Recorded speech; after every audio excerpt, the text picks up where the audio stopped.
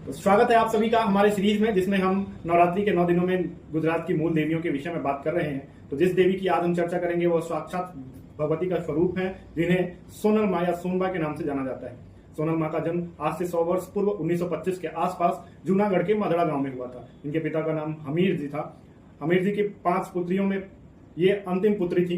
परिवार की का उम्मीद था कि एक बेटा होगा, लेकिन सोना आई नाम की एक पूर्व की देवी ने उन्हें आशीर्वाद दिया था कि मैं तुम्हारी कन्या के रूप में जन्म लूंगी, तो उसे मेरा ही नाम देना, इसलिए उनका नाम सोनल माँ पड़ा। उनके चरित्र और चित्र की बात करेंगे, उनके स्वरूप का दर्शन करेंगे तो एक सामान्य महिला के रूप में उनका स्वरूप है। एक हाथ से वो अभय मुद्रा में भक्तों को वरदान देती हैं।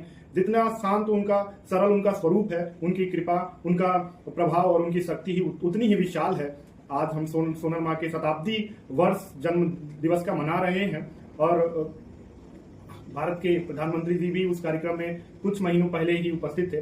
सोनल माँ एक प्रत्यक्ष देवी के रूप में देश के सभी सामाजिक कुरीतियों पर सोनल माँ की अच्छी पकड़ थी। उनको खत्म करने के लिए वो संकल्पित थी। अपने क्षेत्र में जो सौराष्ट्र है, जो गुजरात है, वहां पे सोनल माँ ने अंधविश्वास, अशिक्षा और नशा जैसी कुरीतियों को दूर करने के लिए बहुत काम किया। भारत की आजादी में भी उनका महत्वपूर्ण योगदान है। ऐसी मान्यता है कि जब आजादी के बाद जूनागढ़ को और गिरनार जो पर्वत है, जो स्वयं दत्तात्रेय भगवान के का तपस्या स्थली रहा है, केवल दत्तात्रेय भगवान नहीं, उनके बाद अनेकों संतों की विरासत है जूनागढ़ का गिरनार पर्वत, उसे जब तोड़कर उसे पाकिस्तान में मिलाने की कोशिश की जा रही थी, तब चंडी के स्वरूप में मां सोनल ने एक बहुत बड़ी संख्या में अपने अनुयायियों को साथ लेकर भारत के उस मंतव्य के खिलाफ खड़ी हो गई कि जिसे जूनागढ़ को आधा पाकिस्तान में और आधा भारत में देने की बात चली थी।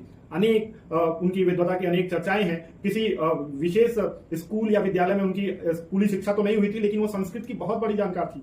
वो वेदांग और संस्कृत के श्लोक से उन्हें के तर्क से वो हर किसी को अपने मंत्रमुग्ध कर देती थी। काशी हो, हरिद्वार हो या फिर गुजरात के अन्य क्षेत्रों हो, वहां पे संस्कृत में उन्होंने कई चर्चाएं करी हैं, जिससे ये माना जाता है कि वो एक विदुषी महिला भी थी, एक विद्वान महिला भी थी। वो साक्षात देवी का स्वरूप है। मोगल माँ का उनका अवतार माना जाता है। और आज भी जिस तरह वो जीवित देवी के रूप में पूजी जाती थी, उनकी शक्ति आज भी उसी प्रकार जूनागढ़ को, न सिर्फ मदरा धाम को, न सिर्फ बल्कि पूरे गुजरात को, पूरे भारत में एक ऊर्जा का स्रोत है सोनल माँ।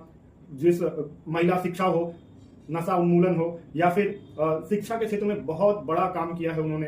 सबको शिक्षित करने के लिए अलग से कई विश्वविद्यालय और विश्वविद्यालय जैसे संस्थान उनके भक्त, उनके अनुयायियों ने खोले हैं और उनके नाम पे आज बहुत सारी चैरिटी होती है। बहुत से भक्त उनके अनुयायी हैं। आज सोनल माँ हम सभी के बीच सशरीर तो नहीं है, लेकिन उनकी शक्ति, उनका विश्वास, उनका भरोसा आज उसी